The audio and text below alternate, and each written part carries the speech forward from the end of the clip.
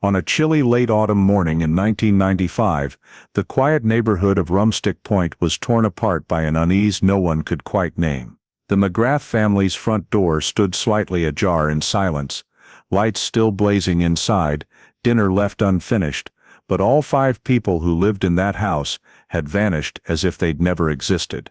Dogs barked faintly from the backyard, mingling with the early season sea wind, creating a sound that sent chills down anyone's spine. Barrington police crossed the threshold and found no pry marks, no signs of a struggle, not a single drop of blood, just an emptiness so cold it took your breath away. Then the scattered reports started trickling in: a red Jeep seen lurking in the woods, a scream someone thought they heard, but no one could verify.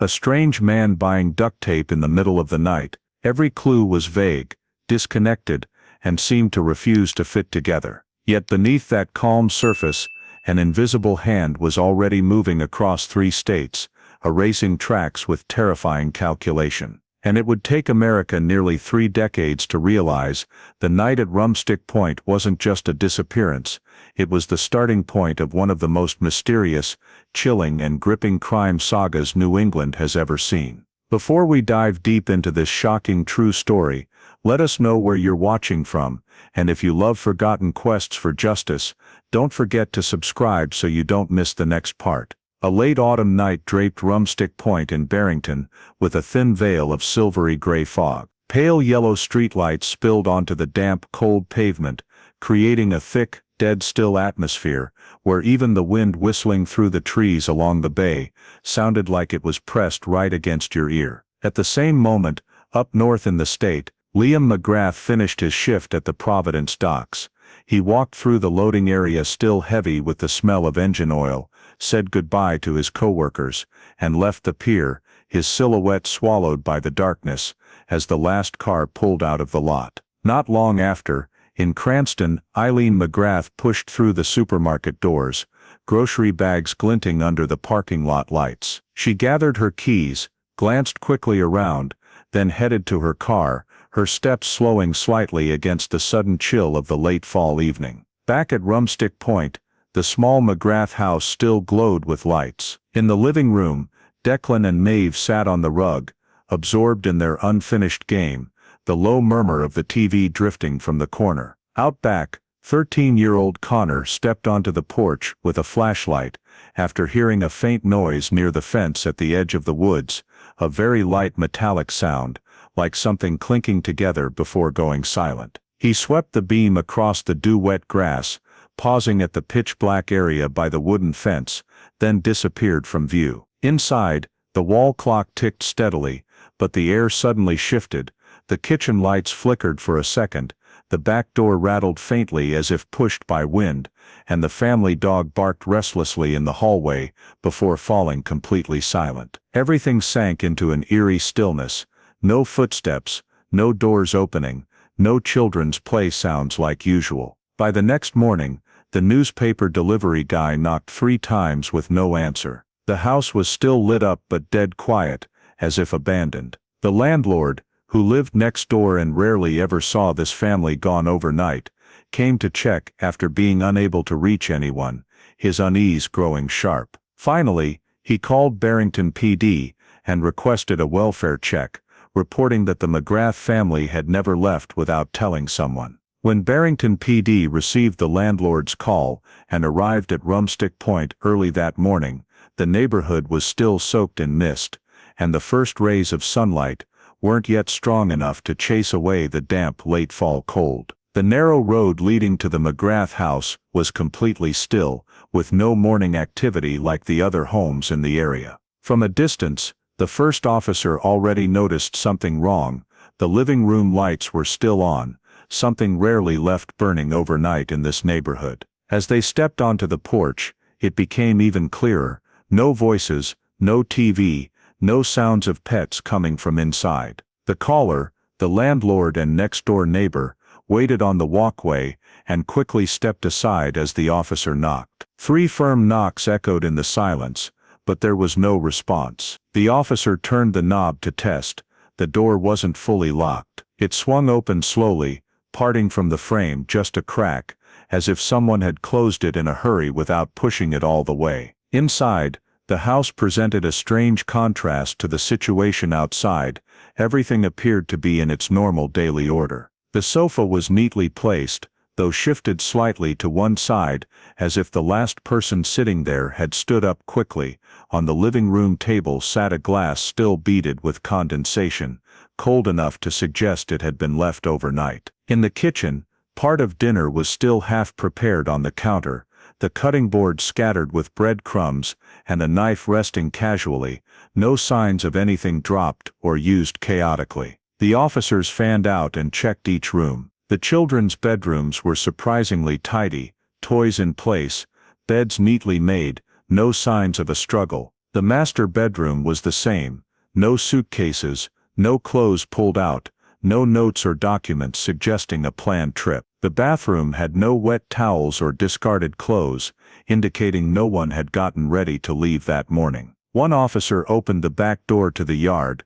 It was ajar, hinges undamaged, no scrape marks or signs of forced entry. Wind from the bay could easily nudge it if someone forgot to latch it properly the night before. There was no way to tell exactly when it had been opened, and because of the cold weather, any faint fingerprints were already of little value. Scanning the backyard yielded no clear clues, dew-soaked grass, nothing dropped, no major disturbed patches. The investigators regrouped in the living room for a quick debrief. All 5 McGrath family members were missing. No blood, no signs of a struggle, no damaged property, no bodies, no evidence anyone had been forced to leave. Every indicator police normally rely on to classify something as a violent crime was completely absent. They began checking the basics.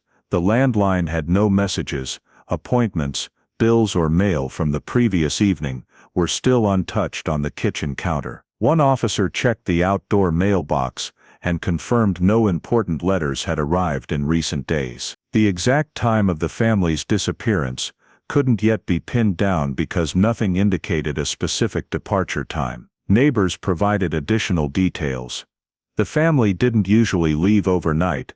The kids always went to school on time. Eileen normally shared her schedule if she'd be out, and the dog almost never left the property without someone with it. However, from a 1995 policing perspective, these were just situational details, not evidence. Police documented the scene with a few photographs of the intact house for the file. The initial internal report concluded, insufficient data to suggest a break-in. Under the protocols of the time, with no signs of violence or unusual physical evidence, the case was temporarily classified as missing persons, disappearance of unknown cause, rather than opening a full criminal investigation. That meant no task force or FBI involvement. The initial search was limited to the immediate area and places the family frequented. One officer closed his notebook and repeated what they'd all seen: a house showing clear signs of activity the previous evening, but completely empty of people the next morning. No mess, no fight, no chaos, just an inexplicable void. Before leaving, they taped a notice asking for contact and locked the front door as it had been, leaving the lit-up house sitting silently on Rumstick Point, where everything truly significant and abnormal was still hidden beneath a surface that was far too quiet. After finishing the house search and noting zero signs of violence, Barrington PD moved on to verifying each family member's last known movements, based on information from the landlord and neighbors. Putting together the final sightings quickly revealed something highly unusual. The 5 people did not disappear at the same time, from the same place, or in any easily traceable sequence. Yet in 1995, this was not treated as a red flag for criminal activity, and was instead interpreted as natural scattering, a major investigative misstep. The first confirmed case was Liam McGrath, the 37-year-old who worked the night shift at the Providence docks. Co-workers stated he left the pier at the end of his shift as usual, showing no odd behavior, no arguments, no incidents before getting in his car. The time clock system showed he punched out on time. That was the only confirmed sighting of Liam. Afterward, he never came home, never showed up for his next shift, and never contacted anyone. Because adult men sometimes change plans abruptly, police at the time did not yet treat it as a serious disappearance. Next was Eileen McGrath, age 40, captured on grainy Cranston supermarket security footage, leaving the store that evening. Despite the poor quality of 1990s cameras, officers could match her build and clothing to descriptions from relatives. However, the hours between Eileen leaving the supermarket and police arriving at the house led them not to view it as an immediate incident. In internal reports, a woman leaving a store at night and not returning home right away was not considered alarming. Connor, age 13, was last noted in his own backyard. A neighbor remembered seeing the boy's flashlight sweep across the fence that evening while they were closing their windows. That was the only information about Connor's movements, and since it happened near the adjacent woods, police theorized he might have wandered nearby or stepped out suddenly. No one saw that action as a precursor to disappearance. The two younger children, Declan and Maeve, were confirmed to be in the living room around the same time Connor went out back. No one could recall exactly when they vanished. No one heard strange noises or clear screams from the house at the critical moment. According to initial records, police concluded the younger children disappeared sometime late at night, after the neighborhood had gone to sleep. When these 5 timelines were placed side by side, a chilling pattern emerged. The entire family was peeled away from their normal routines, at different locations and times within the same evening, or possibly even earlier. Yet Barrington PD, lacking experience with mass disappearances and constrained by 1995 procedures, did not create a unified timeline. Instead, each event was treated as an independent case. In the files compiled at the time, officers noted each sighting separately from witness statements, but never stitched them together into a synchronized timeline. No one asked why an adult disappeared in Providence, another adult in Cranston, a teenager in the backyard, and 2 small children inside the house, all within less than 48 hours, were being treated as harmless, unrelated incidents. At the time, the landlord mentioned the family sometimes traveled unpredictably, occasionally visiting friends or relatives without clear notice. This further reinforced the police theory that the family had simply left on their own. In the investigators' mindset then, with no evidence of crime, no prior complaints, no injured parties, and no damaged scene, everything pointed to a non-urgent disappearance. The biggest mistake was not underestimating the signs, but failing to build a synchronized timeline. A timeline is the single most important tool for spotting anomalies in multi-person disappearances. Its absence kept the events fragmented, and more critically, caused them to miss the chance to detect a systematic abduction early. In the report filed by the end of that day, the case was recorded simply as McGrath family not present at residence. No evidence of criminal activity found. That short note effectively closed the initial investigation phase, sending a case that already showed clear anomalies into a holding pattern that would drag on for years. The synthesis of scattered information from multiple sources on the first day of the investigation led the Barrington PD to a much simpler hypothesis than the possibility of a crime. The McGrath family had voluntarily left their residence without notifying anyone. This line of thinking was formed from surface-level facts that when placed side by side, inadvertently created a reasonable picture by 1995 standards, but it was a critical misstep that sent the investigation down the wrong path from the very start. When police cross-checked the family's basic financial records, they discovered Eileen had been struggling with long-standing credit card debt, along with several late payment notices. Some unpaid bills had piled up for weeks, and this was interpreted as an indicator that the family might be under financial pressure. On top of that, Liam had lost his job shortly before the disappearance. The marina confirmed he was on the layoff list and had sometimes appeared anxious about not yet finding new work. From the perspective of the police at the time, these 2 financial factors were easily read as a motive for the family to leave and start over elsewhere. Additionally,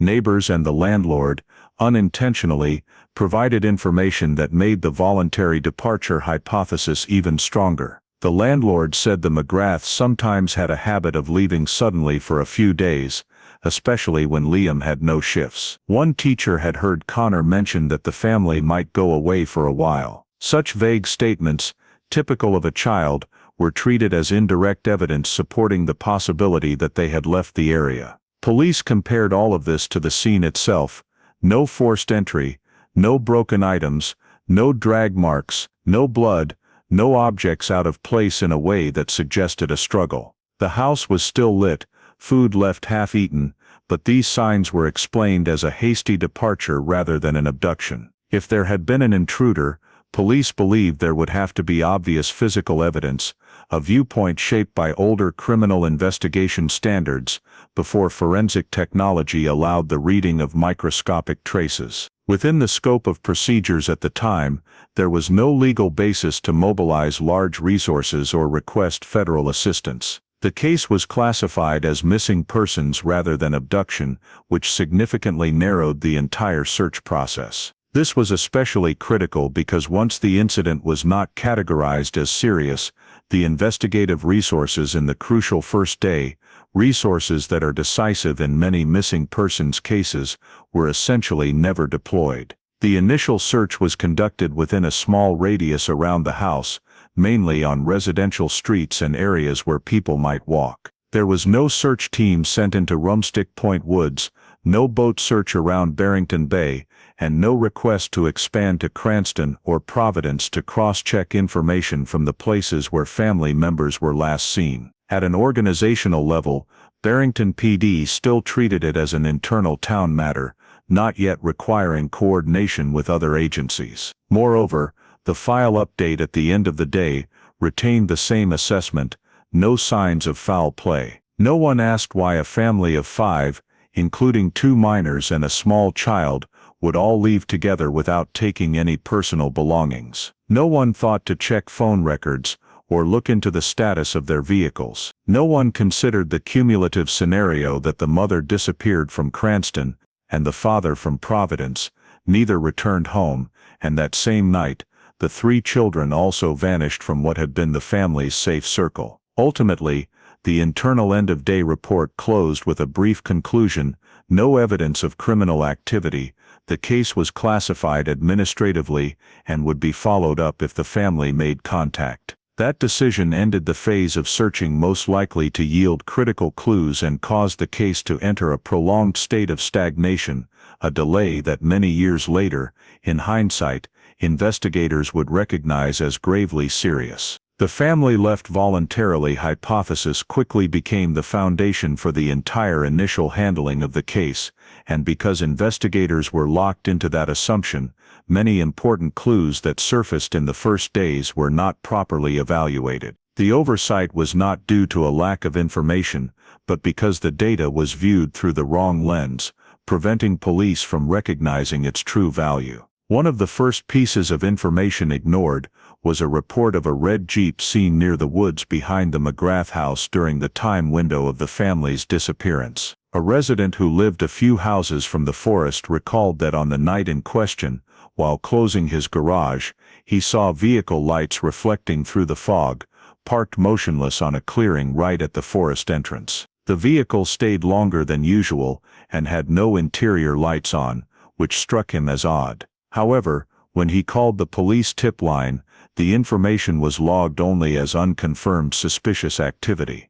Because Barrington was a quiet residential area, police assumed it could be a night fisherman or someone taking a break. No one cross-referenced this report with the estimated time Connor disappeared from the backyard, an alignment that was striking but completely missed. Another clue came from a gas station clerk near the Cranston line, who 1 or 2 days before the disappearance, sold several items to a strange man. According to the clerk's memory, the man bought a roll of industrial duct tape, a pack of zip ties, and a pair of thin gloves. The purchases themselves were not illegal, but the man seemed nervous, kept looking around, and paid in cash, making the clerk uneasy enough to call the police department's advisory line to ask whether he should report it. Although the dispatcher logged the information, no one followed up. No one knew that those exact items would later match evidence directly tied to the actual perpetrator's actions. Another witness,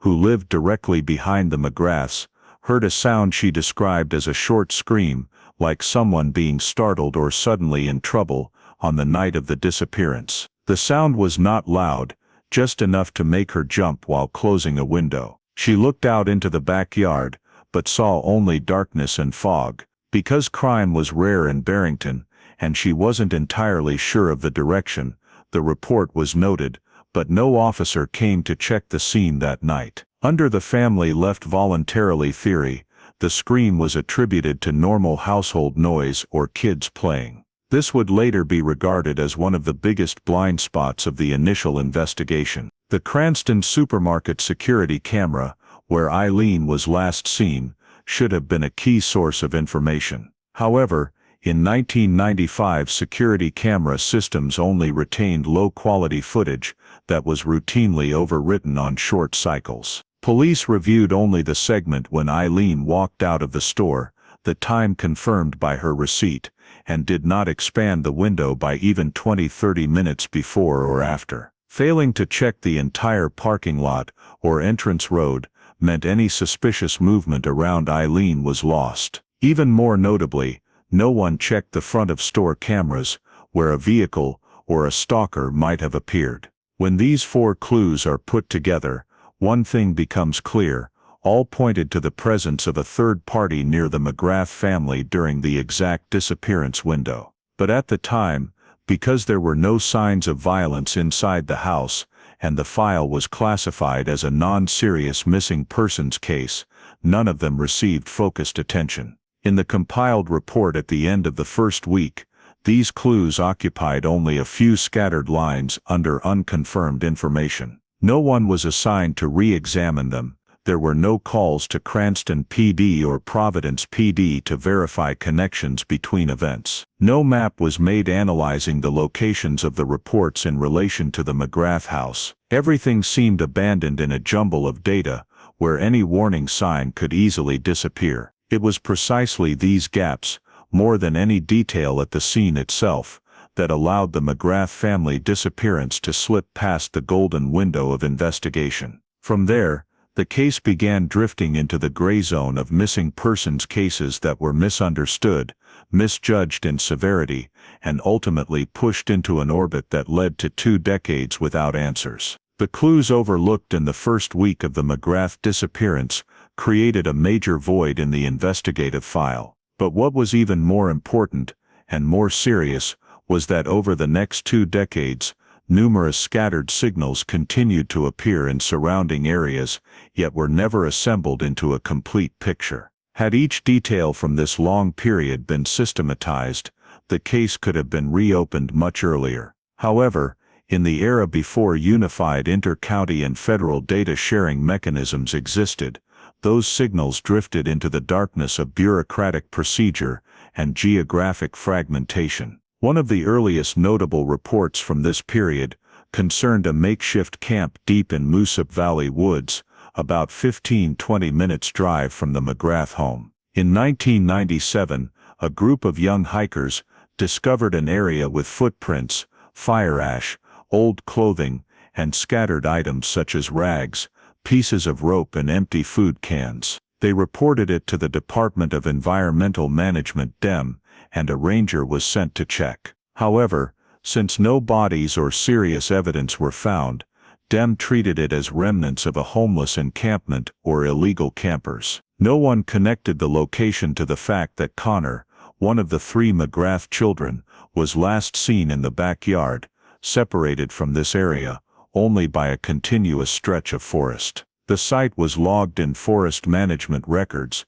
but never forwarded to Barrington or Cranston police. Next was an old cabin in Connecticut's Pashaug State Forest, noted by a ranger in 2001. The cabin had been abandoned for years, but showed recent use: fresh fire ash, unrusted food cans, and an old blanket tossed in the corner. These items were documented in an internal ranger report, but since no clear crime was detected, the cabin was left to collapse naturally. The 2001 investigators had no idea this might have been a transit point for the perpetrator, who moved some McGrath family members from Rhode Island into Connecticut. At that time, information sharing between Connecticut Rangers and Barrington police practically did not exist. Additionally, the Rhode Island, Connecticut, Massachusetts border region recorded multiple suspicious activities throughout this period. Residents repeatedly reported seeing an older red SUV in remote parking areas or forest access points. A few passers-by saw a man loitering near trailheads, but could not identify him. These reports were dispersed to different local police departments: North Stonington CT, Killingly CT, Seekonk, May, and sometimes Plainfield CT, or East Providence RI. But because there was no active related investigation and no cross-county data sharing, the scattered reports were treated as normal forest activity or vagrant behavior. The lack of connection becomes even clearer when one considers how the system worked back then. Barrington PD kept the McGrath file as a non-serious missing persons case. Cranston PD treated Eileen's disappearance as an unrelated standalone incident. Providence PD only had Liam logged under missing adult, without notifying Barrington. There was no shared database, no mechanism for cross-checking suspects or vehicles, and no internal motivation to re-examine missing persons cases without signs of crime. Even when some citizen reports showed similarities, such as descriptions of a red vehicle, repeated appearances in wooded areas, or furtive behavior in parking lots, different agencies still handled them separately. In several instances, reports went through multiple levels, only to be marked unrelated. In the 1990s and early 2000s, this was not unusual. Even the FBI would not get involved without clear evidence of a federal crime. If someone at the time had mapped all those scattered reports, they would have seen a suspicious overlapping zone, stretching from Barrington to Cranston, through Moosup Valley into Connecticut, and up into the bordering Massachusetts towns, precisely the area of operation later identified for the perpetrator. But it was not until data analysis technology was applied many years later that the pattern became unmistakable. For 2 full decades, the McGrath family disappearance remained covered in dust among cases lacking sufficient grounds for active investigation. No agency was responsible for compiling inter-county data, no cross-state information sharing system existed, and no one suspected that those small isolated signals were actually parts of a long consistent chain of criminal behavior. These years represent the largest investigative void in the McGrath file, a void that caused the case to freeze completely, forcing it to wait many more years until a new unexpected discovery suddenly dragged the whole truth back into the light. 2 decades had passed since the initial Barrington PD investigation stalled, and the scattered reports from multiple counties and states had existed only as puzzle pieces no one ever put together. The McGrath file sat in storage, reviewed only for routine administrative updates. Everything seemed to have gone quiet until the summer of 2017, when a chance discovery in the woods of Exeter abruptly shifted the entire case.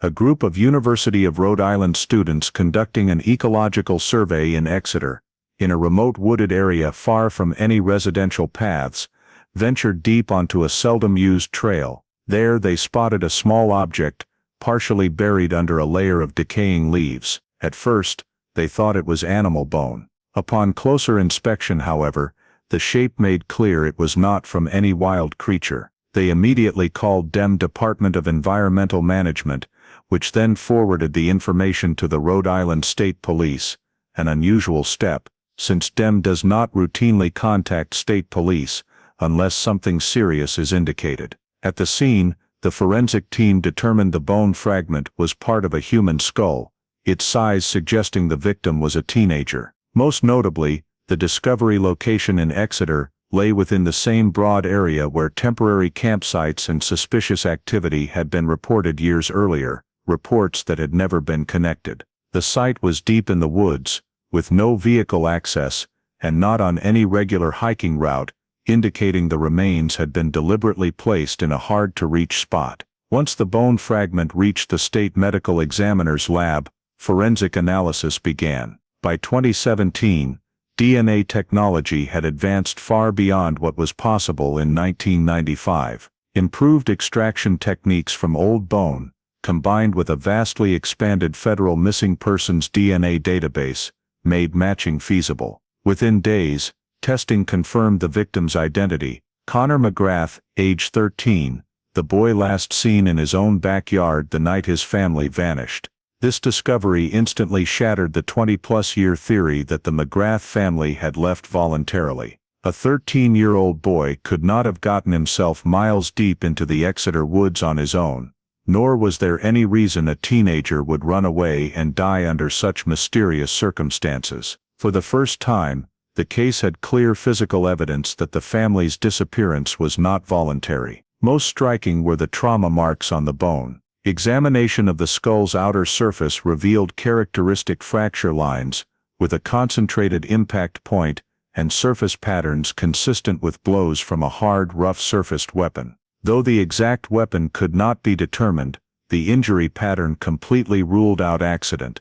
The radiating fan-like cracks and multiple indentations in the same area were hallmarks of repeated deliberate strikes. Additionally, the bone's decomposition and surrounding soil allowed forensic experts to conclude preliminarily that the body had been moved more than once. This unintentionally lined up with scattered earlier reports: temporary camps in Moosup Valley, a cabin in Connecticut. The discovery site was not necessarily the place of death. News that Connor's remains had been found was forwarded to Barrington PD, where the McGrath file still sat in storage. Upon receiving the official report from the Rhode Island State Police, Barrington PD was forced to pull the case out of missing persons status and reopen it as an active investigation. The McGrath home address was cordoned off again, and an internal records review was launched to determine what had been missed in the initial phase. The case was also transferred to the State Police Major Crimes Unit, which handles serious felonies and significant cold cases. After more than 20 years, the recovery of even a single bone fragment, especially one bearing signs of assault, was treated as the first official basis for determining that the family's disappearance was no longer ordinary. The reaction among investigators at the time was clear. If Connor had been murdered and dumped in a remote forest like Exeter, the remaining family members had very likely met the same or a related criminal fate. The fact that Connor was found in a location unconnected to any 1995 leads made the question of the perpetrator's travel route more urgent than ever. From this point forward, every document related to the McGrath disappearance was re-examined using new technology, something never done in earlier years. The scattered reports from Moosup Valley, the Connecticut cabin, and sightings of strange vehicles near the Rhode Island, Connecticut, Massachusetts borders were for the first time in over 2 decades placed side by side. With just one piece of bone and a DNA match, a case that seemed buried in time suddenly roared back to life, no longer the story of a family that might have walked away, but clear evidence of a serious crime. The rest of the truth, and especially the journey of whoever carried Connor into the Exeter woods, remained unknown. But the emergence of physical evidence for the first time in 22 years was enough to completely change the case's trajectory, raise questions about the fate of the 4 remaining family members, and force investigators to prepare for a full re-examination of every detail from the beginning. Connor's remains being found in 2017 had officially moved the McGrath file back into active investigation, but it wasn't until 2024, when Rhode Island's cold case review programs were expanded, that the house on Rumstick Point was finally re-examined with technologies the 1995 investigation never had. What happened during this survey completely changed how investigators viewed the case, because it revealed traces that 29 years earlier had been completely invisible to the naked eye. A special task force combining Rhode Island State Police and the FBI Evidence Response Team, began by scanning the entire interior and surrounding property with ground-based LiDAR. This technology, which did not exist in law enforcement use in the 1990s, creates precise 3D models of every surface, from floors to the backyard, including terrain changes that time had erased. When the model was built, technicians noticed an abnormal compressed soil strip along the edge of the backyard, forming a narrow path that extended toward a small trail leading into the woods behind the house. Under normal circumstances, such changes could result from resident foot traffic or local wildlife. But when cross-referenced with old satellite photos and 1990s land survey topography data, the team realized this compressed strip did not exist in 1995. It appeared precisely during the window of the family's disappearance, and was only long enough for one or two individuals to have traveled back and forth multiple times. The team's initial conclusion was that a deliberate travel path had been created from the backyard into the adjacent woods, a detail the 1995 police completely missed because they never searched the surrounding area at that range. The soil was compressed in what forensics calls a single-file movement pattern, typically seen when someone repeatedly moves while carrying or dragging weight. This was the first evidence supporting the theory that at least one victim, possibly Connor, had been dragged from the house in that direction. Inside the house, specialists used micro-trace analysis to scan every area that might still hold signs of entry invisible to the naked eye. Along the back door frame, scanners detected linear scratches and friction strips along the hinge edge, indicators that the door may have been forced gently from the outside at the time of the disappearance. These marks matched wear caused by a thin metal tool, something unnoticed in 1995, because there was no obvious surface damage, and the door still functioned normally. Even more significant was a tiny wear pattern on the floor near the kitchen entrance, picked up by high-resolution cameras. The wear strip ran from the living room toward the back door, consistent with someone dragging something heavy or awkward. Though the exact object couldn't be identified, the pattern suggested forceful, short-duration movement that the family would not have created in daily life. Using all the collected data, the team reconstructed a plausible intrusion scenario for the night in 1995. According to the model, someone could have approached the rear of the house, opened the back door with moderate force,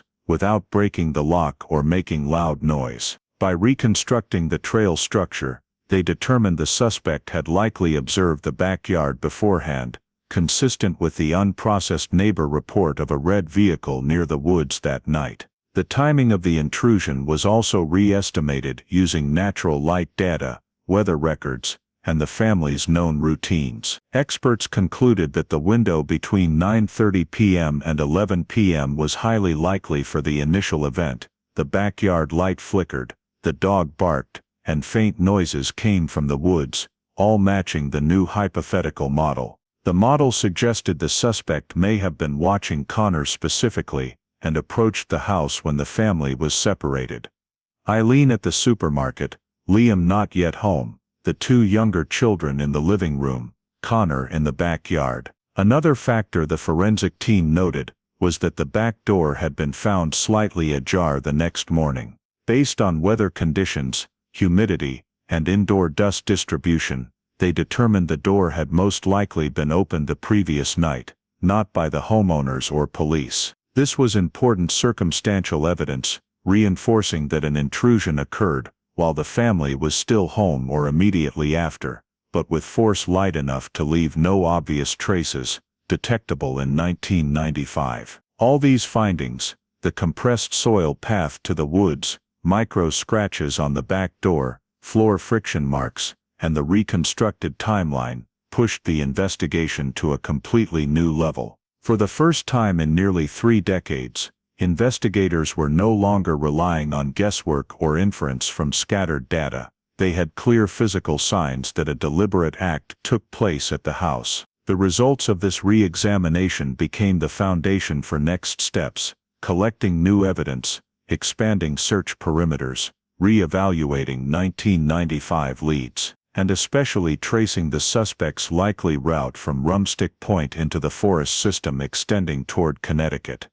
A journey that later phases of the investigation would illuminate further. The findings from the 2024 re-examination of the McGrath home led the team to expand their search along possible routes the perpetrator might have taken after leaving Rumstick Point. One flagged area was Providence, where Liam McGrath was last seen before disappearing. Investigators rechecked every location tied to Liam's usual routes, including an old rental house on Elmwood Avenue, where he had once stopped to fix some equipment for an acquaintance. The house now belonged to a new owner, who had just begun renovating the ground floor. It was during that renovation that an anomaly appeared, leading directly to one of the most important discoveries in the entire case. While removing an old wooden wall section to run new plumbing, the homeowner discovered a second layer of paneling behind it, creating a narrow cavity, less than 40 centimeters wide,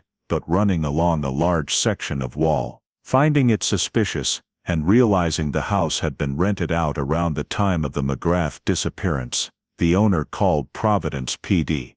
And the information was immediately forwarded to the state police cold case unit. When investigators opened the wall, they found multiple items hidden, so thoroughly it was hard to believe they had lain undisturbed for nearly 3 decades. Thick dust, an old musty smell, and completely sealed air proved the cavity had never been reopened since being closed. Most importantly, the items showed remarkably little deterioration, the first sign they might have been protected well enough to retain forensic value. Inside the cavity were several standout objects: a partially cut zip tie, a piece of duct tape with cloth fibers stuck to it, a small nylon bag, and a scrap of paper torn hastily from a children's notebook. All were placed together in the same spot, undisturbed, as if someone had deliberately arranged them before sealing the wall. As forensic technicians processed each item, they quickly recognized strong similarities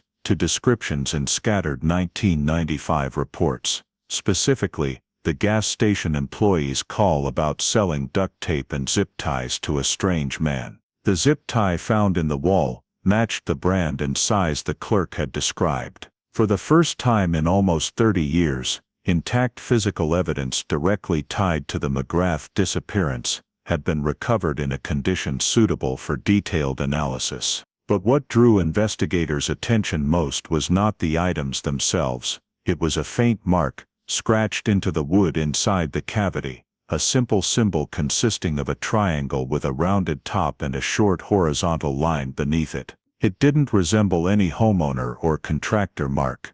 When the image was sent to the FBI Behavioral Analysis Unit, analysts immediately recognized it as a symbol that had appeared in files on certain 1990s violent crime, federal suspects, a marker for a holding point, or pickup/drop-off point.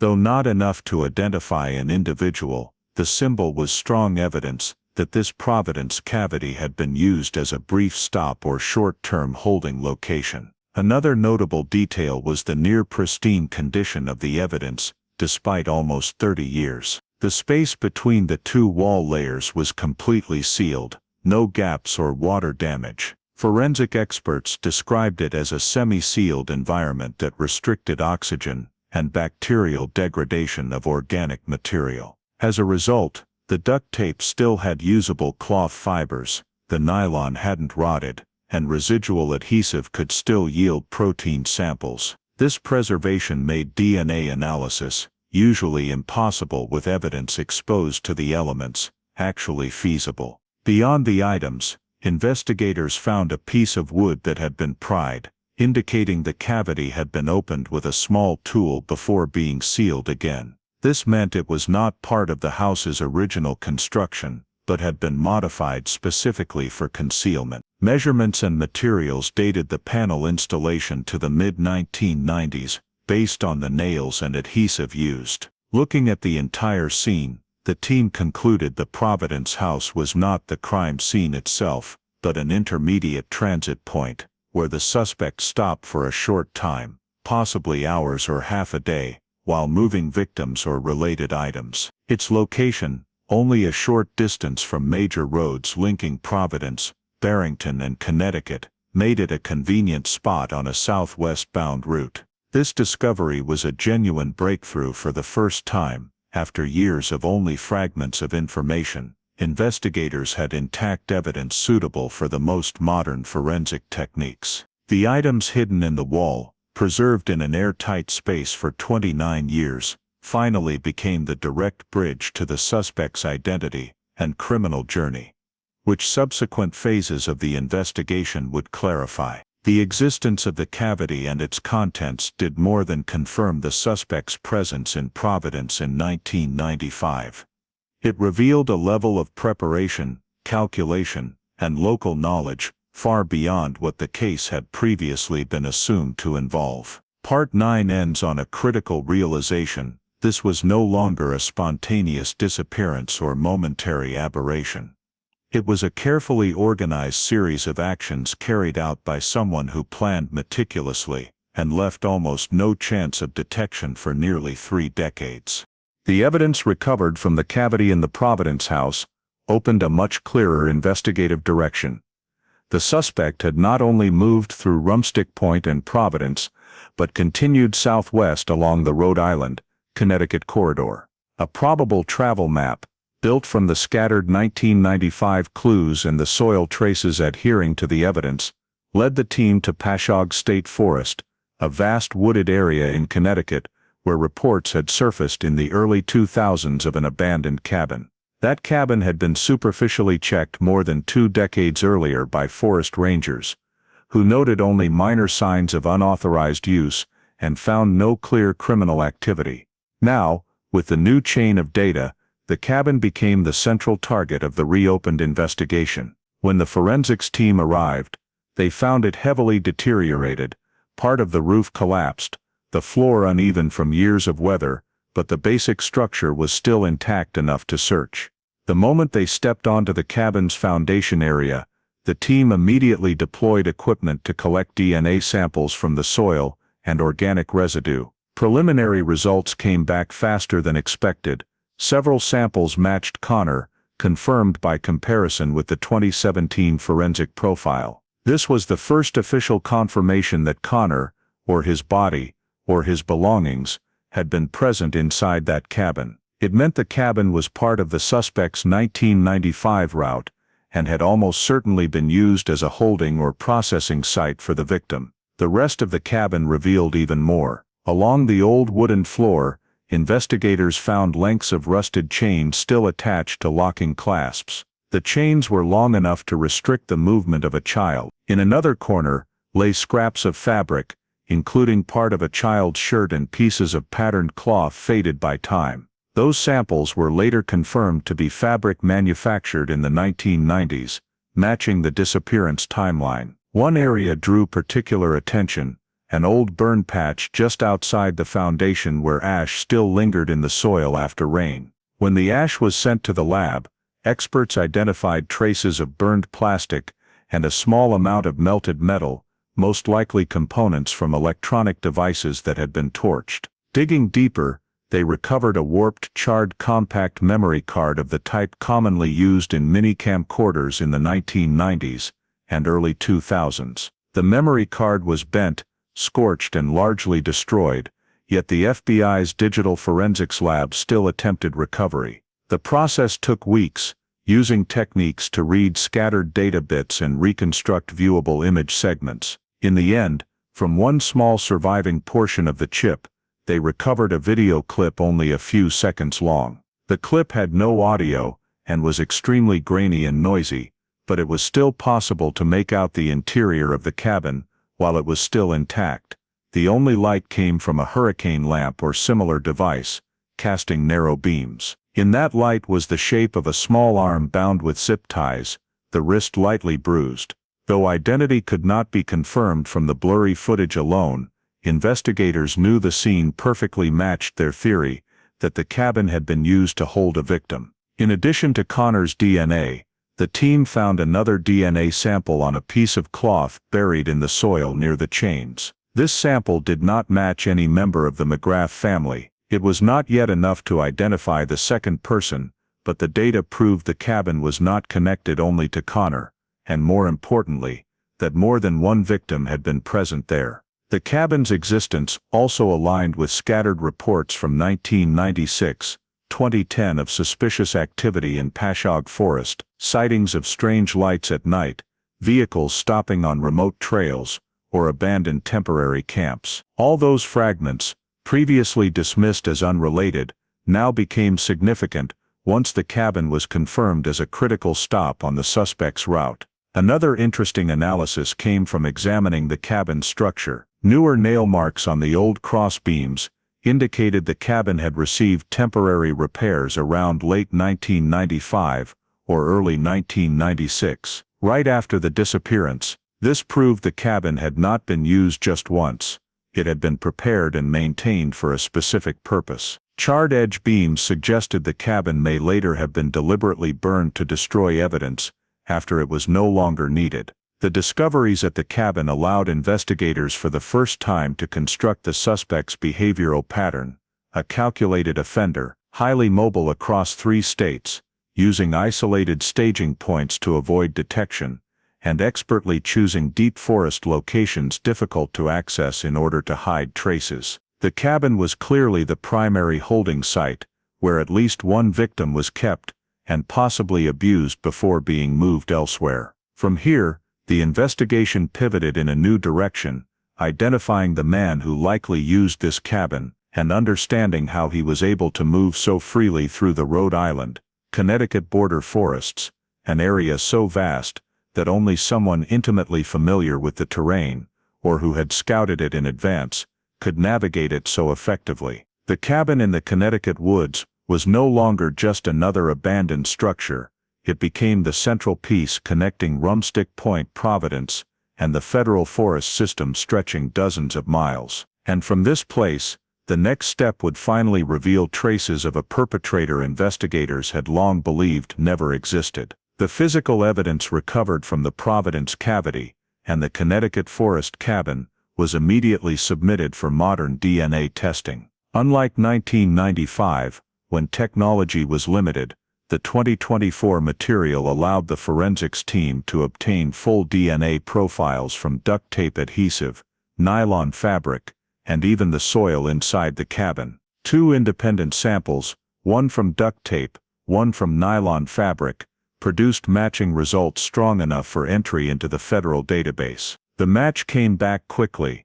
The DNA belonged to Joseph Edward Danner, a child sex offender wanted in multiple states in the late 1980s and early 1990s. He had been arrested in an unrelated case in North Dakota in 2005 and died in prison in 2021 of natural causes. Danner's death made prosecution impossible, but his identity became the key to reconstructing the entire perpetrator timeline in the McGrath case. When the task force pulled federal files, one fact stood out. Danner had constantly moved throughout New England, especially Massachusetts, New Hampshire, and Connecticut. In older cases he rented forest cabins, cheap motels, or temporary houses with cash. He frequently appeared in border forest regions, a pattern that perfectly matched the scattered signals in the McGrath case that had never been linked. What was puzzling was why someone so active in New England never appeared in any Rhode Island records from 1995. The answer emerged when the FBI forwarded Danner's criminal file. He was a professional user of false identities, routinely using documents taken from deceased individuals or borrowed names to rent vehicles. For years he crossed state lines, leaving almost no administrative trace, which explains why Barrington PD and Providence PD could never identify a stranger near the McGrath home. Even more importantly, a third DNA sample found on a cloth fragment at the Connecticut cabin, mixed into the foundation soil, also matched Joseph Danner, proving he had physically been at the primary holding site. This was not just a theoretical match, it was direct physical evidence. The result also gave new weight to the Providence evidence.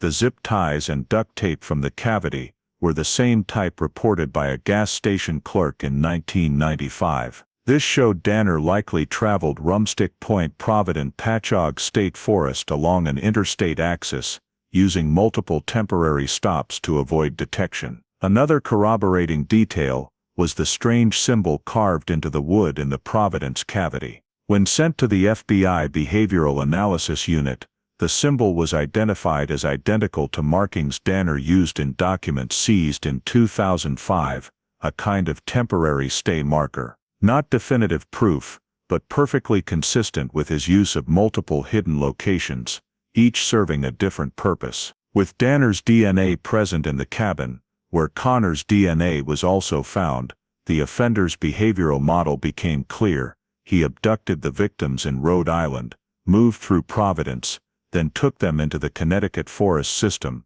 where the Patchogue cabin served as the holding site. The presence of rusted chains, children's clothing fragments, and the burned memory card further proved the cabin was the central crime scene. Although Danner was deceased, the DNA evidence was sufficient to name him as the primary suspect in the McGrath family disappearance. Yet the conclusion raised a major new question: who did the second DNA sample found in the cabin, neither Connor nor Danner, belong to? The existence of a third person at the cabin showed the case did not involve only one perpetrator. It could be trace evidence from another victim, or from an accomplice who assisted Danner with transport and detention. Identifying Danner was only the first layer of the truth. The next phase of the investigation, as later sections will reveal, was to track down the second person, locate the remaining sites Danner used, and determine how many other victims had traveled the same route the McGrath family was forced into.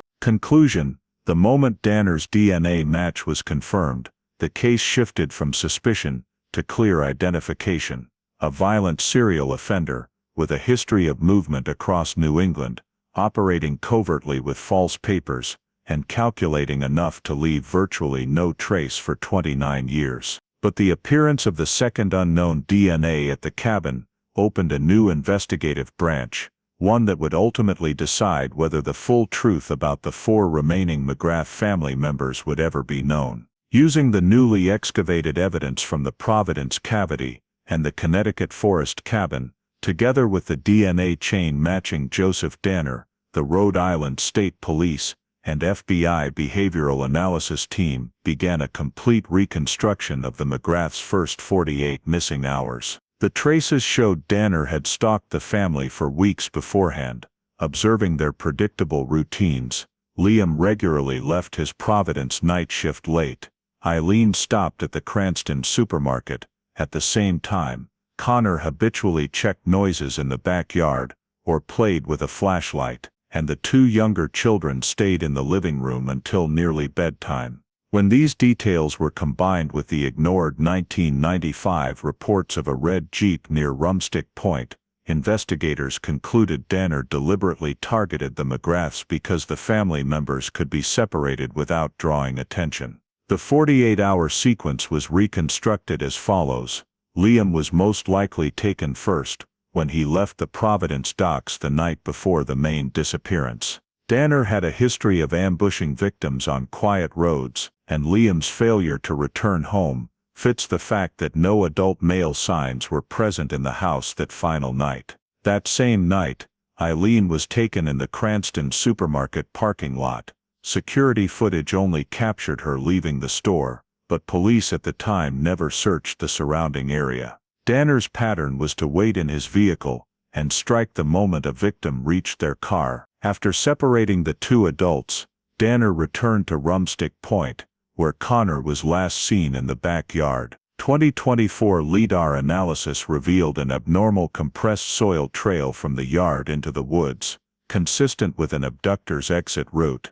The screams dismissed in 1995 now became confirmation of the moment Connor was subdued. Once the backyard was secured, Danner entered the house. The back door was found ajar with no signs of forced entry, matching his silent entry style, picking the lock or pushing gently to avoid noise. Declan and Maeve were taken directly from the living room.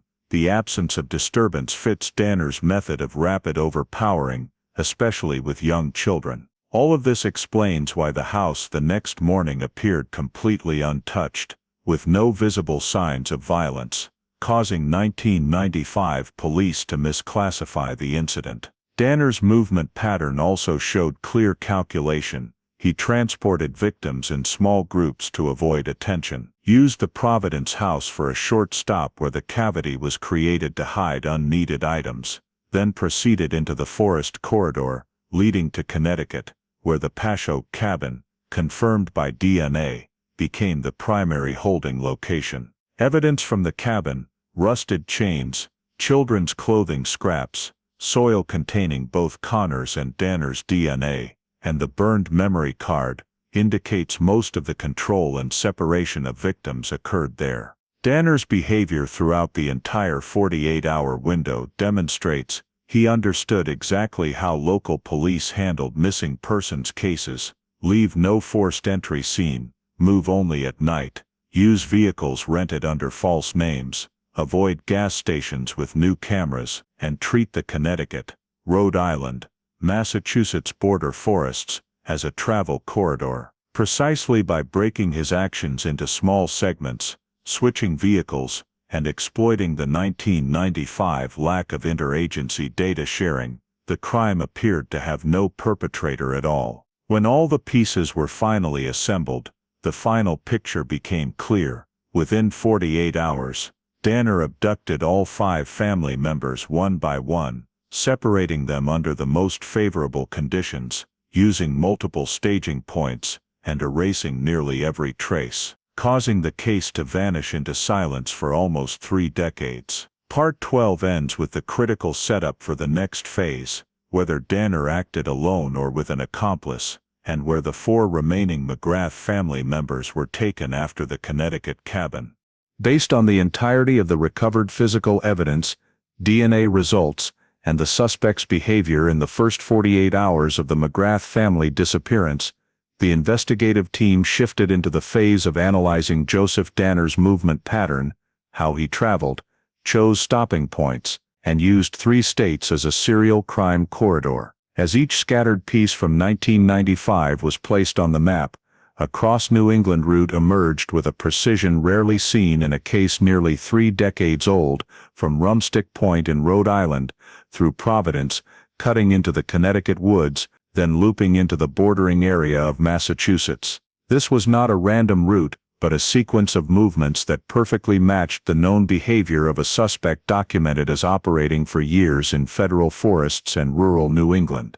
The route began at Rumstick Point, where Connor and the 2 younger children vanished. Terrain analysis showed Danner used the wooded path behind the house, exploiting darkness, low-light areas, and sparsely populated neighborhoods to drag the victims onto the trail. No one heard loud noises, consistent with his method of separating and controlling victims one by one without creating chaos inside the home. Leaving Barrington, the most logical direction was toward Providence, where the house on Elmwood Avenue contained a hidden cavity holding evidence concealed for 29 years. That cavity served as the first stop, where Danner discarded items used during the initial abduction: duct tape, zip ties, cloth scraps, to reduce the risk of detection if stopped. The sophisticated concealment of evidence proved he had time, composure, and knowledge of how to disperse crime scenes. Leaving Providence, the most logical route to avoid old cameras and toll booths was Route 6 West, leading straight into the Connecticut forests. There, data from a 1997 report about a temporary tent in Moosup Valley, previously dismissed as unrelated, now matched the suspect's second stop. The location sat midway between Providence and the forest where the cabin was later found, indicating Danner may have used it to rest, prepare supplies, or assess the situation before taking victims deeper into the woods. Deeper into Connecticut, the cabin in Pasho State Forest became the central point of the journey. DNA from both Connor and Danner himself was found on the cabin floor, along with rusted chain marks, children's fabric, and a burned memory card fragment. The presence of these items showed the cabin had been prepared in advance, not a random choice, and served as the primary holding site. The cabin also lay within the area of multiple lights in the woods, and vehicle stopping on trails reports from 1996, 2000. When those reports were plotted against the cabin's location, the team determined this was a space the suspect used repeatedly, possibly not only for the McGrath case. After the cabin phase, the route was determined to loop north into Massachusetts. 1990s reports of a red SUV in Seekonk and Attleboro, previously considered unrelated, when compared with soil stuck to zip ties recovered from the Providence cavity, revealed a match in clay and mineral composition unique to the Massachusetts, Connecticut border area. That proved Danner used a looping route to avoid returning near the populated area where the family disappeared, while locating places to dispose of evidence or move remaining victims. All the stops previously deemed unrelated, the red Jeep at Rumstick gas station reports, the temporary tent in Moosup Valley, the Connecticut cabin, the red vehicle in Massachusetts, when connected along the route Rumstick-Providence-Patcho-Seekonk, formed a single unified travel pattern. That continuity confirmed the suspect's movement pattern was not merely an escape route, but a pre-planned network of crime spaces, each serving a distinct purpose: victim acquisition, evidence concealment, detention, destruction, or trace separation. Danner's deep knowledge of New England terrain, especially federal forests and little-used back roads, allowed him to travel for hours without leaving any direct trace. Once the full route was established, the investigative team realized the most critical insight: the journey not only revealed where he went, but also highlighted the remaining gaps, areas where he may have taken the 4 remaining McGrath family members, thereby opening new search directions for the next phase of the investigation. With the 3-state movement pattern reconstructed, the team began meticulously re-examining every detail at each stop, to determine whether Joseph Danner acted alone or had assistance. What was found in the Connecticut cabin, the Providence cavity, and the forest area where Connor's body was discovered, began painting a more complex picture: the likely existence of a second accomplice who participated in at least part of the transportation or victim disposal process. The first clue surfaced at the Patcho Forest cabin.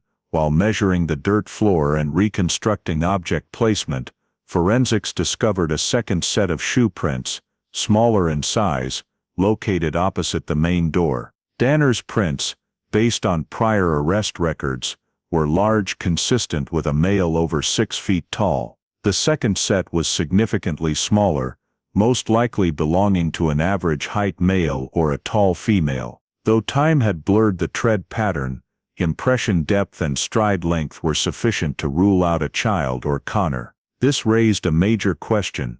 The cabin was the primary holding site, known to have been occupied by Danner and victims, yet the second set of prints matched no one in the McGrath family. The suspicion grew when forensics re-examined evidence hidden in the Providence cavity. Some pieces of duct tape, though old and oxidized, still retained sticky residue with embedded skin cells. Detailed analysis isolated 2 distinct DNA profiles on the same strip, one belonging to Joseph Danner, the other matching no member of the McGrath family. The second DNA profile also did not appear in federal criminal databases, which is common for individuals never arrested or sampled. The key point: duct tape was used by Danner to restrain victims. The presence of a second person's DNA meant that individual either handled the tape, helped prepare it, or directly participated in the abduction phase. While the exact role could not be determined, the existence of the second DNA made the Danner acted entirely alone theory far less plausible. A third clue emerged when the team re-examined the Exeter Forest area where Connor's body was found. The steep terrain, large roots, and thick leaf litter would make transporting a body to that location extremely difficult for one person. Analysis of old soil disturbance, using stratigraphic imaging, revealed at least 2 distinct drag patterns, one strong and one weaker, together pulling a heavy object downhill to the final location. The drag mark was wider than a child's body, suggesting the victim may have been placed in a container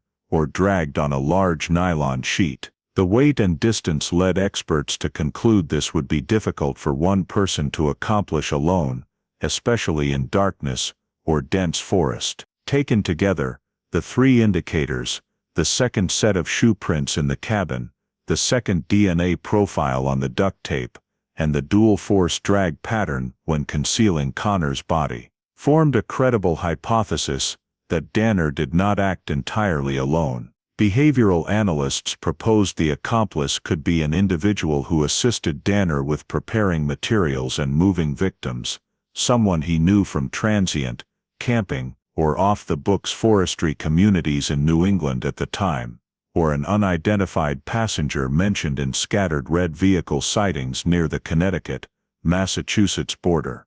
What complicated matters was that the accomplice, if real, left no fingerprints, paperwork, or criminal record.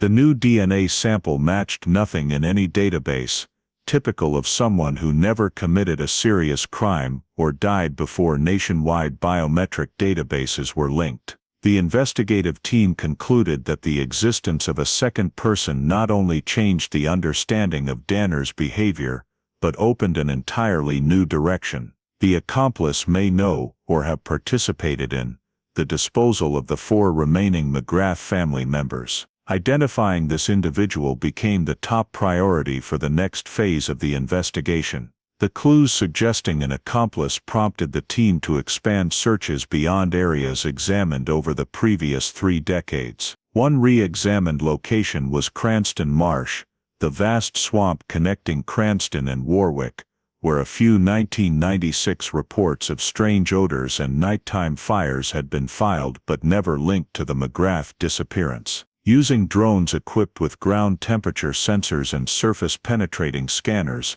the team detected 2 anomalous heat signatures beneath thick mud, indicators of objects buried or sunk under stabilized organic layers for many years. At the first anomaly, forensic excavators dug by hand to preserve surface structure.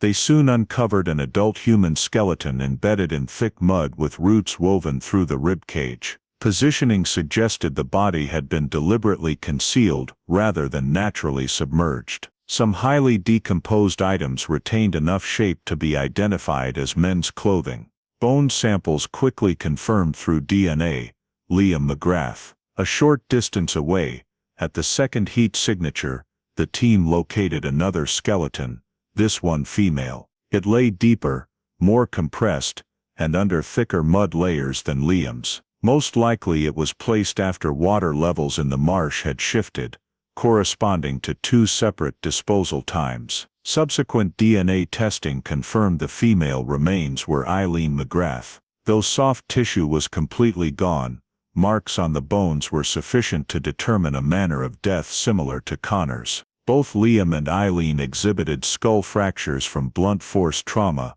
fan-shaped cracking radiating from a central impact point, identical to the pattern on Connor's skull, and consistent with a heavy, rough-surfaced tool of the type Danner had used in prior offenses. More importantly, the positioning of the 2 bodies only about 40 meters apart, yet at significantly different depths and compression levels. This led investigators to hypothesize the bodies were moved multiple times during concealment. Soil channels and disturbed stratigraphy revealed at least 2 burial layers.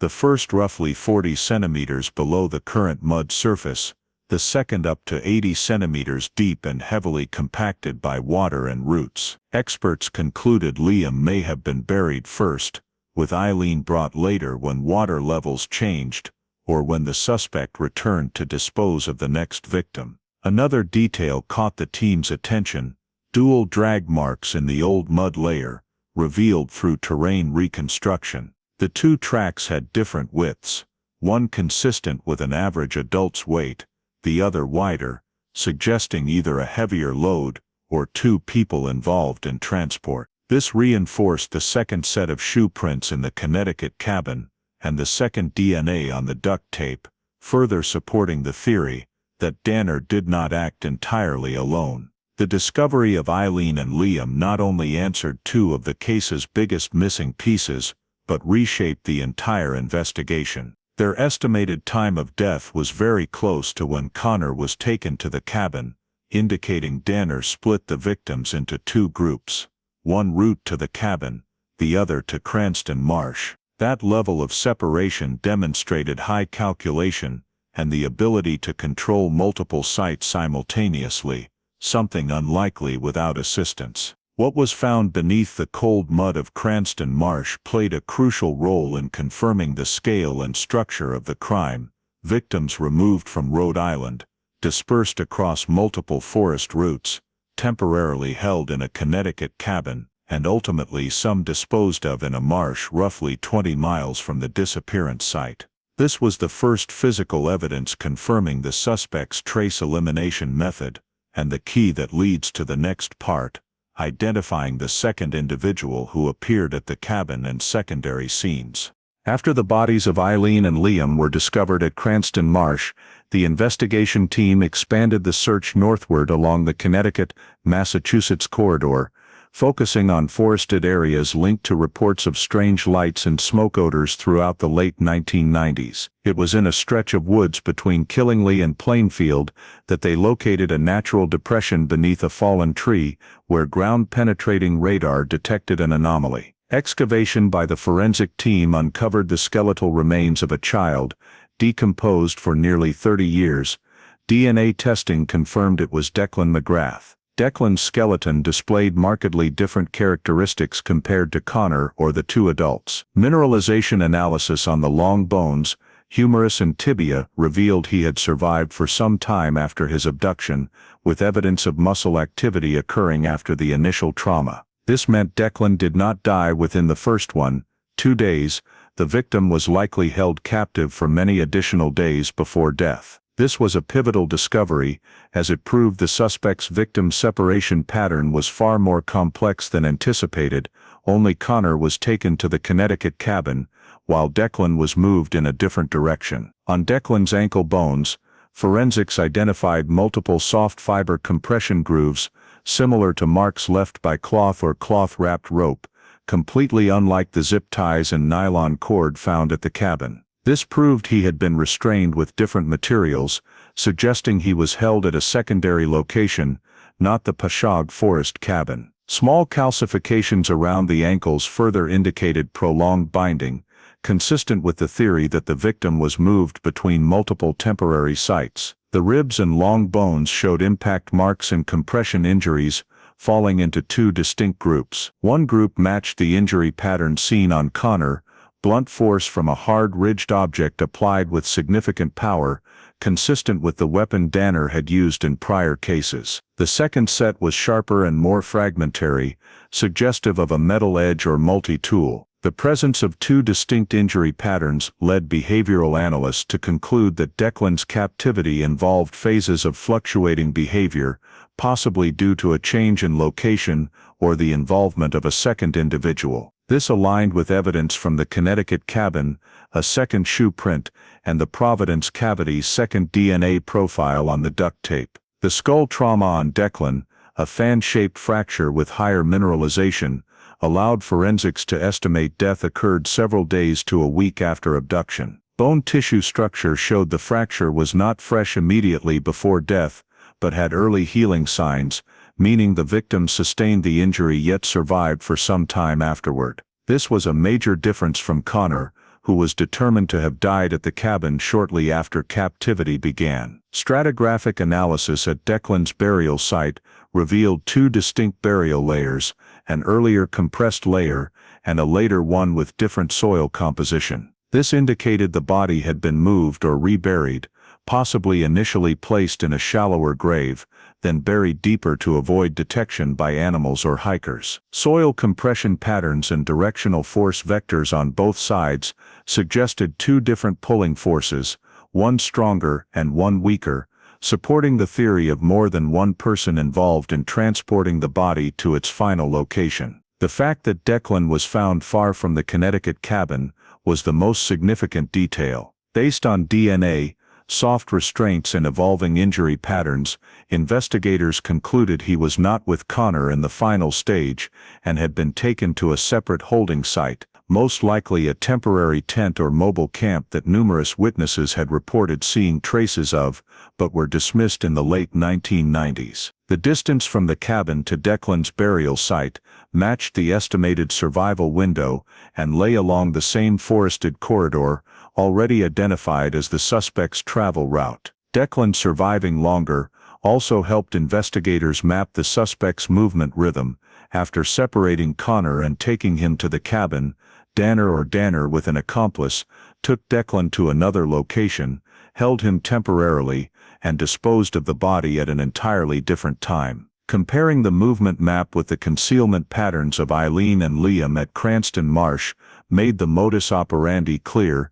Danner split the victims, erased traces in stages, and used multiple burial sites to avoid creating an obvious crime scene cluster. Discovering Declan provided the most critical piece of the suspect's behavioral profile, the ability to maintain control over multiple victims for extended periods, move through rugged terrain, and alter restraint methods and disposal stages, a pattern nearly impossible to crack with 1995 technology. It also opened the final investigative avenue, following the northeastern Massachusetts corridor, where clues about Maeve, the youngest victim, and the last missing piece of the case, were most likely to be found. After Declan's remains were found with clear evidence of separate captivity, investigators conducted a comprehensive review of all Jane Doe cases from 1995, 1998, across New England. One case immediately stood out: an unidentified girl admitted to Worcester Hospital, Massachusetts in August 1996, recorded as Jane Doe, Worcester 96. The child was approximately 5 years old, malnourished, confused, unable to provide a name, and had no guardian. She was handed over to social services for adoption processing. No signs of criminal activity were noted, so the matter was never referred to police. In 2024, when the McGrath cold case was reopened using modern DNA technology, analysts discovered the 1996 Jane Doe description matched Maeve McGrath's age, build and disappearance timeline perfectly. The hospital had retained biological samples, enabling straightforward DNA comparison. Results came back within days. Jane Doe, Worcester 96, was Maeve McGrath, the only victim to survive the 1995 abduction. Now 30 years old, and living under a new identity, Maeve had virtually no coherent memories of the abduction period. However, with forensic psychological support, fragmented memories gradually resurfaced, and they aligned astonishingly well with evidence collected during the investigation. Maeve's first memory was of an old dark house that smelled of rotting wood and footsteps overhead, matching the Providence house where the evidence cavity was discovered. She also recalled hearing another child crying, but didn't know whose, consistent with the period when Connor and the other children were still alive. Next came a very faint memory of a cold, windy place that smelled of damp earth with light coming through wooden slats, matching descriptions of the Connecticut forest cabin. This may have been where Maeve was briefly held before being separated from her siblings. The most shocking detail was Maeve clearly remembering two men, a dark-haired man, most likely Joseph Danner, and a second shorter man with a raspy voice, who always stood near the door. She remembered the second man wearing gloves when he picked her up, a detail that perfectly matched the second DNA profile found on the duct tape in the Providence cavity, a profile that did not belong to Danner or any family member. Memories of the second man further corroborated evidence from the Connecticut cabin, a second smaller shoe print, and the dual pulling forces at Declan's burial site. Taken together, everything confirmed the existence of an accomplice. It was no longer just a hypothesis. One of Maeve's most important memories concerned the moment she was taken to Worcester Hospital. She recalled sitting in a vehicle with the door open, and only the second man picking her up and leaving very quickly. This matched the 1996 hospital record exactly. The girl was dropped off at the reception desk by a masked man, who fled the scene immediately. No one suspected anything because the child showed no obvious injuries, only hunger, exhaustion, and confusion. Forensic psychologists believe the accomplice may have separated Maeve from the remaining victims to avoid drawing attention, or because he feared Danner, who was moving between the Connecticut cabin and burial sites at the time, would create further risk. Another possibility raised was that the accomplice may have left the partnership or become frightened after the other deaths and attempted to get Maeve to safety without implicating himself. Identifying Maeve as alive not only solved the most difficult piece of the McGrath file, but also revealed the full structure of the criminal operation. Danner abducted the entire family and held them at separate forest locations, but he did not act completely alone. Maeve is the only living witness who saw both men. Her testimony, though fragmented, confirmed what forensics had indicated all along, from the second DNA, the second shoe print, to the dual pulling forces in the soil.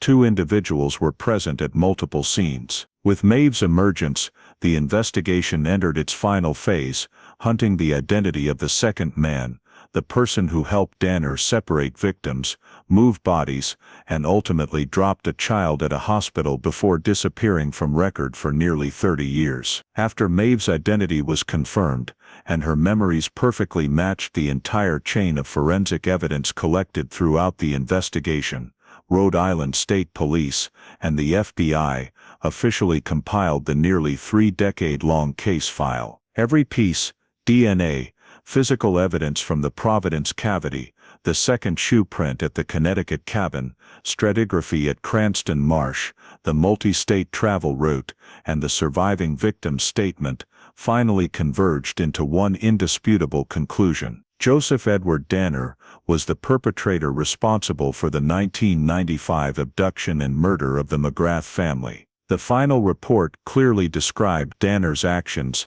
stalking the family for weeks, separating victims based on terrain advantages, traveling across Rhode Island, Connecticut, and Massachusetts using rented vehicles and false identification, holding victims at the Pashoe Forest cabin, killing them in stages, then burying the bodies at separate forest and marsh locations to eliminate traces. Restraint evidence and DNA directly matched Danner at 2 of the 3 primary scenes. Connor's DNA and restraint marks at the cabin confirmed the victim had been under his control, and the reconstructed behavioral pattern matched Danner's criminal history in New England during the 1980s and 1990s. The final point sealing the file: Danner died in prison in 2021 of natural causes and could no longer stand trial. His death, however, did not alter the evidence. On the day the conclusion was officially announced, the McGrath case was recorded by the Rhode Island justice system as solved after exactly 29 years. For investigators, it remains one of the most complex cold cases in state history, requiring decades of advancing forensic technology to fully resolve. However, the file also affirmed one critical fact: Danner did not act entirely alone. All supporting evidence, the second shoe print in the cabin, the second DNA profile on the Providence duct tape, dual pulling forces when burying Declan, multiple stages of body disposal requiring more than one person, and especially Maeve's testimony about the second man present in the cabin and vehicle before she was taken to the hospital, formed an overwhelming body of indicators that could not be dismissed. That accomplice didn't merely assist Danner, he personally delivered Maeve to Worcester, where she was saved. Yet the second DNA profile matched no federal or state database. There were no fingerprints, no documents, no criminal record, and no witnesses who could identify him. The second man vanished immediately after 1996 and has never resurfaced in any record since. This prevented investigators from fully closing the case, even though the primary perpetrator had been identified. Therefore, on the same day the conclusion regarding Joseph Danner was announced, Rhode Island State Police opened a new file coded Accomplice X. This file focuses on identifying the accomplice using the unmatched DNA, the cross-state travel routes, the forest corridors utilized, and Maeve's statements. It is no longer a standalone cold case, but an extension of the McGrath investigation, intended to clarify the role of the second individual who may bear direct responsibility for separating victims and disposing of bodies at multiple sites. The McGrath case is closed, but Accomplice X remains open, an unfinished final chapter, a reminder that some shadows linger for years and can only be dispelled when science, survivor memory, and absolute investigative persistence stand together. Thanks to that alignment, after 29 years the truth has finally returned to the McGrath family, yet one unnamed individual still hides somewhere in history, waiting to be brought into the light. In the story of the McGrath family, what haunts American readers is not only Joseph Danner's brutality, but also the gaps in the system, the overlooked signals, and the way communities did, or did not, respond to danger signs. From the red Jeep repeatedly seen around Rumstick Point that was ignored, to reports of a strange man buying duct tape and zip ties, to a 5-year-old girl dropped at Worcester Hospital with no one treating it as suspicious. Every one of those details reflects a hard truth.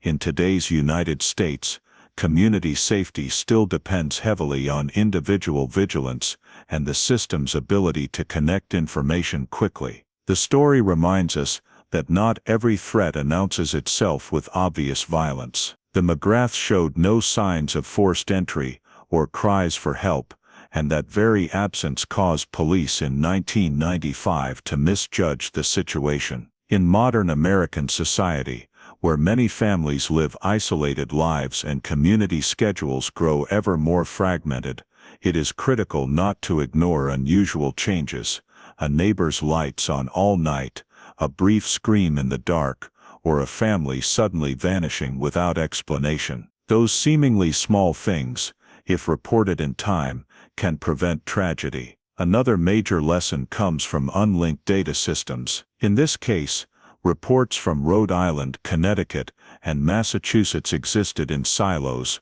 allowing Danner to move freely across 3 states undetected. Today, even with improved technology, information sharing between neighbors, schools, and health agencies remains decisive. Had the 1996 Jane Doe file been cross-checked against federal missing persons databases sooner, Maeve might have been identified and spared many lost years. Finally, the story reminds us of the power of acting on even partial information. The second man who dropped Maeve at the hospital may not have wanted involvement, but that single act saved her life and made it possible for her to reclaim her identity 30 years later. In a country as vast as the United States, sometimes one small action, calling 911, reporting something odd, or simply listening, can change an entire life. Thank you for following to the end of this 29-year journey to solve the McGrath case. If you found this content helpful,